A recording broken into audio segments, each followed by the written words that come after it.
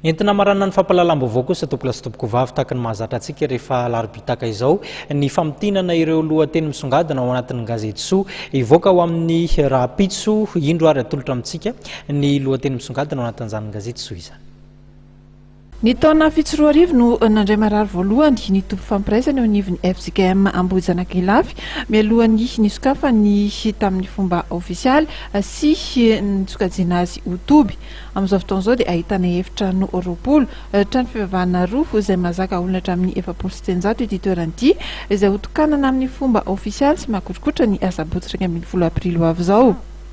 Ny marary tonga eto dia misy ireo olona izay azon'ireo zava-mahadomelina ao ireo nitaizan-tena amin'ny fisotroana, amin'ny fifoana sy ny sisa ary ireo marary izay paoriny demoni. Dia mampisaotra ny tompo fa betsaka ireo marary no tonga manantona eto ary koa ireo moa dia misy zany no sitrana. Raha ny isa zany jerena dia hoe tsy latsaka ny 100 isa-taona no marary tonga eto amin'ny toby mitsabo-tena mikarakara. Dia ireo mpiandry izay any amin'ny fitandremana no tompony anjara manao an'izany ny maraina, ny atoandro ary ny alina. Dia mifandimby ny any amin'ny fitandremana manao izany asa izany.